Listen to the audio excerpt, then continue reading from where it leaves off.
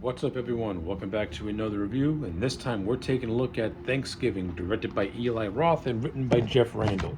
Thanksgiving is a 2003 slasher movie in which the killer by the name of John Carver starts to terrorize a town of Plymouth, Massachusetts after the events of a horrific incident that took place during Black Friday a year prior. So yeah, that's the overall gist of Thanksgiving. Let's talk about it. So for a lot of people who may not know about this, Thanksgiving is a movie that actually has almost 20 years worth of history behind it.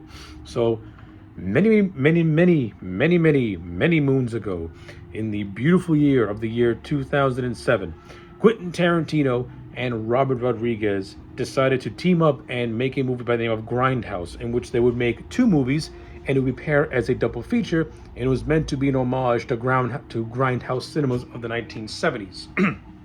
And in between the two films were a bunch of fake trailers that were made.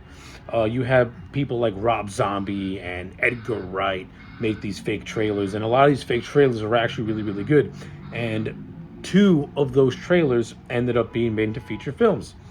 One of them being Machete by Robert Rodriguez, and the second one being this film, Eli Roth's Thanksgiving. Since 2007, Eli Roth has been trying to get this movie made, and for one reason or another, it just took an extremely long time for this movie to come out. I was 17 when I first saw Grindhouse, and I loved it. And Thanksgiving trailer was the one that stood out to me the most. And let's just say I've been only following Eli Roth as to when this movie was going to finally see the light of day. Thankfully, it came out when it did. And I'm just going to say this. As a movie, Thanksgiving to me I wouldn't say it was worth the wait, but it was what I expected, which is just a fun throwback slasher of the 1980s. Like, Thanksgiving doesn't reinvent the wheel on how to do a slasher movie or anything like that. But what it is, it's just a fun movie. It goes by in a breeze. The characters, for the most part, while not the most thought-provoking, they're not cringe-inducing or annoying. They're basically modern-day kids who are in a slasher movie. To me, Thanksgiving did what Screams 5 and 6 couldn't do, which was put a slasher movie in the modern day and just have fun with it, but not try to add too much nonsense to it. And this is where I thought that Eli Roth and Jeff Randall actually did a halfway decent job at placing slasher in a modern context. Yeah, and while I don't think this movie is 100% perfect, it doesn't take away my enjoyment of it. So without any further ado, I'm gonna illustrate what I liked about this film and what I didn't really, and what I thought could have been done better with this film. So let's get the positives out of the way first. Number one, I like the opening prologue. The opening prologue to me is actually is actually very well done and sets the tone for what you're going to expect with this movie, which is a slasher with a very dark sense of humor. The opening prologue is basically Eli Roth's just over dramatization of what happens on Black Friday. Now, in a real life context, does Black Friday have some insane things happen during it? Yes, it does. Is it done to the extent in this movie? To the best of my knowledge, no. But damn sure is it not fun seeing just how stupid people are just to save $2 on a waffle iron. But this prologue does several things. Number one, it sets up our group of teens, which consists of the characters of Jessica, Evan, Bobby, and their friends Scuba and Gabby. Like, these are the core that we're going to be following mostly throughout this movie. Oh, and their other friend Yulia. Yeah, these are our core teens, and as a group, I didn't mind them. I thought they were fine. I think the actress who played Jessica, I don't think she's really all that great. I think she has some scenes where her line delivery is really wooden and very stilted, and she looks like she's reading off cue cards. Towards the end of the movie, her acting gets slightly better, but it is very distracting. Like, you can tell she just came out of acting school. But the other ones, they're okay. Like, the actress who played Gabby, like, she doesn't really have a whole lot of dialogue, but she's fine. I think she's a TikTok star. I don't know. I mean, she's forgettable. I'm gonna say that, but she's all right. The ones that really stood out to me were the characters of Scuba, Evan, and Bobby. Like Bobby's like the typical like school jock who's like, he's called the kid with the golden arm. So it's like he's like almost like a town hero, so to speak, and he's dating Jessica. I think them as a couple, they're okay. Not memorable or anything like that, but I think the actor who plays Jessica, she does better when she's acting off somebody who can like who can like elevate her in a way. Uh, Again, I don't think their relationship is gonna break new ground, but it felt realistic enough where I can buy it. The character of Evan, the character of Evan gave me a lot of laughs. I like his over the top attitude, and he was just fun. And the character of Scuba came across as like he's a jock, but he was also pretty cool as well. And the two girls, Juliana and Gabby, they were okay for what they were. But but the real stars of this movie to me it's got to be Rick Hoffman as Jessica's dad, who owns this store named Shop Smart or something like that. It's basically this movie's version of a Walmart. Uh, I like Rick Hoffman in this movie. I like how everyone insists that he should close the store on Thanksgiving, but he insists on keeping it open, and it's through this decision which is what causes mass chaos and the death of a woman who is closely connected to Patrick Dempsey's character and another character by the name of Mitch. And this is what sets off the chain of events of this movie, in which the killer is known as John Carver, who was the founder of Plymouth, Massachusetts. So our killer is done in the disguise of the man who founded Plymouth and who Thanksgiving is built around in this small community.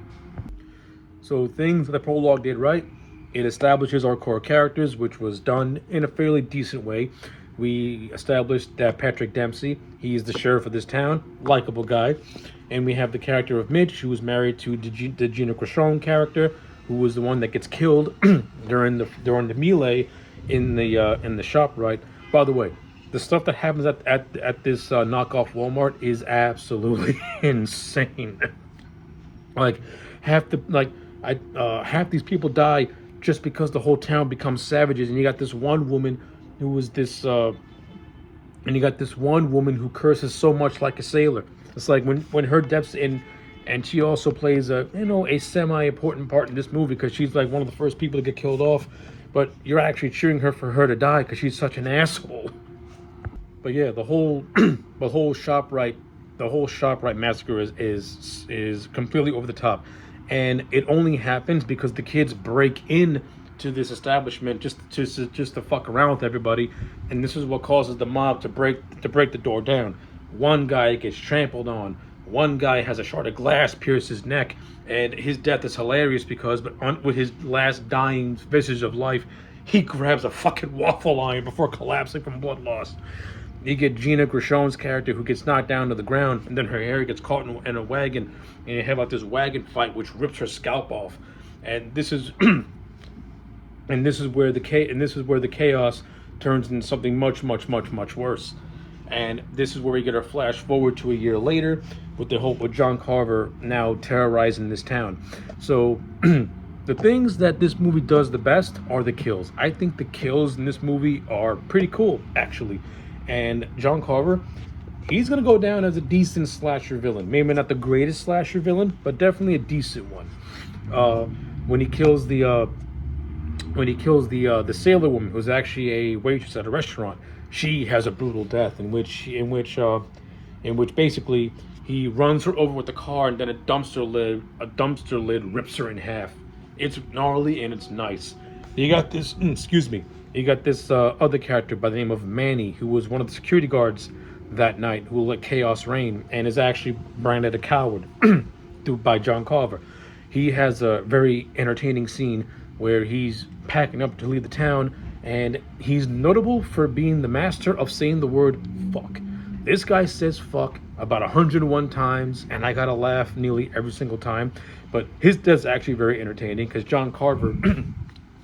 So I think John Carver kills him with an electric knife, and then he uses a groat, and he just snaps his head clean off with it, and it was gnarly and it looked awesome. The practical effects in this movie, top tier. Eli Roth, good job with that. And then you have other cool scenes which were actually lifted from the fake trailer. You have this one scene of a cheerleader bouncing down on like a trampoline, but in the trailer the knife goes up through her in her nether regions. But in this, but in the movie, she gets slashed while her boyfriend gets his neck twisted from the other side. That was expertly done. You have the big, you got the big parade, which was not beat for beat lifted from the fake trailer, but enough of it was with the big punchline being this kid who was in a who's like in a turkey outfit getting his head axed right clean off. Like, great stuff. Loved it. Love all of it. Yeah, like seeing Eli Roth create specific scenes that were from the trailer in this movie. They were really really fun to see. It's fun to see, especially the human turkey. At the end of the fake trailer, he literally has a human turkey. In the movie, we actually get to see what leads up to this, and this whole sequence with Jessica's stepmom and John Carver going after her. That was actually a pretty well done scene. Is a very well done scene. It's got some decent suspense to it. Very well directed. I'll give it that. And of course the beautiful end of her being shoved in an oven and cooked. You can't get any more gritty and gorier than that. So when it comes to John Carver and the kills, I thought the movie did an A+ job. Now, when it comes to the whole investigation part of this movie, not bad. It was done fairly decent, nothing all that memorable. I mean, he does set up some decent red herrings. At first, we think that it could be the boyfriend Bobby, because ever since the Black Friday massacre, his arm broke, and then he ended up leaving the town for a while. Then he mysteriously comes back. So Eli Roth sets him up as a potential suspect. You also got this other guy who, once Bobby left, moved in and pretty much took Jessica for himself. I forgot the character's name in this movie because he's so forgettable. But he's also set up as a red herring. Oh, side note, I don't like the guy that stole Jessica away from Bobby. I don't think these two have any decent chemistry, and I just don't like him as a character because he comes across like a sleaze. But the movie wants me to think he's a nice guy, but he's such a sleaze. Bobby's more likable than this dude. But I'm just gonna leave it at that. I do like this stuff with Jessica and her investigation and her coming to the realization that it was actually her stepmother who erased the security cam footage that could have had damning evidence against the store. I like how that gets pieced together. That was actually fairly well done. I like Patrick Dempsey as the sheriff. I thought he did an overall decent job in the role. Patrick Dempsey's a talented actor.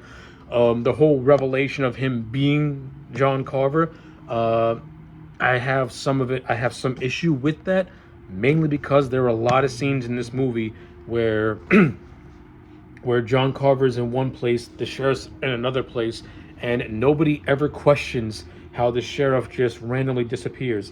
And during the whole big Thanksgiving dinner scene, it's all being done through stream, and the sheriff is right there watching everything. So how'd he go from that place to this place? The movie never really explains how he's able to do all this stuff.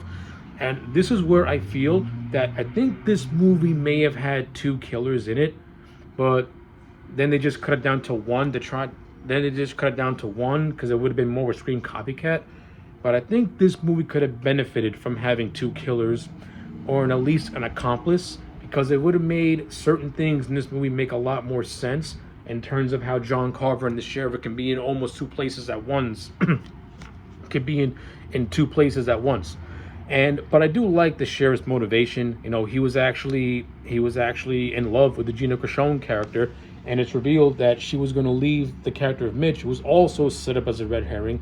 But his story kind of stops during the parade massacre. It's revealed that she was going to leave him and go to the sheriff, and that she was also expecting the sheriff's baby. So that gives the sheriff motivation to want to kill the kids, because the kids were the ones who instigated it, unknowingly, of course, and it was actually Evan who was, filming everything as it went along. So it was some brutal stuff that went down. So I can buy the sheriff's motivation. It's decent for what it is, and I do like the whole climax. That was also well done as well. Yeah, so like, and the movie does have a whole fake out ending where the sheriff dies in an explosion, but they never find his body. But the movie implies that he could have survived, and then you get a cheap jump scare, which I would have done without. That's just me personally. So, yeah, you got all that stuff, which was decent. It was done fairly well. And you got some other characters, like you got this whole thing with these two brothers called the McCartys, and you got with the older McCarty who like sells guns and and the whole thing of him throwing a party and stuff like that. He kind of sort of befriends Jessica's group and kind of gives them some kind of gives them some weaponry to try and defend themselves against John Carver. You got the whole thing with the scuba's girlfriend Julia, who is whose father became so paranoid that they're going to leave the state, and this ultimately leads to John Carver tranquilizing her dad, and then he holds her at hostage when Jessica and Scuba get to the house, but then throws her on like a razor where she gets cut up, and it's brutal. But I like the actor who plays Scuba's performance because as he's holding his dead girlfriend, he has he has like that he has that just that not expressionless, but the not knowing how to react to what's going on around you. Like you're almost in like total shock, and you're like, what do I do? Like what do I do? Like I thought that was actually a very decent performance in that one scene. It was actually pretty well done. I like it. And of course, all this eventually leads to the Thanksgiving dinner scene in which John Carver has his victims all at the table and reveals the human turkey that is Jessica's stepmom with Rick Hoffman's character in complete and utter shock. By the way, I do like the Rick Hoffman character. I like how he's presented as a dick and is completely against closing the store, but towards the end of the movie, he has a change of heart and pretty much realizes that keeping the store open and leeching off what happened a year ago is not the right thing to do. And he pretty much stands by his daughter, who's been against him opening the store, who's been against him profiting off of the tragedy. He has a nice arc where he becomes a dick, and then he comes around again and becomes a decent human being. So I like that, and I like how his character was not killed off because I don't think he did anything that was egregiously bad. He just comes across as a shrewd businessman who has a change of heart because of his daughter. So I'll give it. So I like that. I thought that was handled fairly decent. It was a nice little character arc. And you do got some decently directed scenes too. As I said, I do like the scene where the John Carver is chasing the stepmom throughout this like abandoned house. It was actually very well done. It's got some good suspense. I like the scene of John Carver chasing Jessica in her school. It kind of gave me vibes of H2O with Michael chasing Lori throughout the college campus. So I liked it. Those are decently directed scenes. And I like how Jessica fakes him out by pretending to be a head mannequin on a table as a way to get the better of him. Like I like that. The character of Jessica shows some ingenuity. I think Jessica as a character is decently written. I just don't think the performance is all that great or memorable. I still do think that the actress played her a little bit wooden and a little bit stilted in some areas. So yeah, that's basically really all I got to say about Thanksgiving. At the end of the day, I think this is a very, very fun slasher movie. I thought Eli Roth did a great job directing this movie. I think the writing for the most part is good. I don't think this is the funniest movie you'll ever watch in terms of a horror, but it does got a lot of humorous moments, and I do like the dark humor. I like how a lot of the kills are Thanksgiving inspired in some ways, so that's actually pretty cool. The character of John Carver has an iconic look. The characters, while not overly memorable, they are overall decent, and if they do return to a sequel, I would like to see the remaining core and what direction you can take their story next. But if this movie stays standalone with no sequels, then I say job well done, Eli Roth. So, when all said and done, Thanksgiving to me is a solid 8 out of 10. Those are my thoughts. Let me know yours in the comment sections down below. Like the video and subscribe, and I'll check you back next time for more. I forgot to mention 3 movies were actually adapted from the Grindhouse, and that was a movie called Hobo with a Shotgun. So I live in the US, so I didn't see this trailer, but to my understanding, it was in the international cuts of the movie. So take that for what it is. At least that movie had Rutger Hauer in it. So I've never seen it and don't really have any interest in seeing it. So yeah.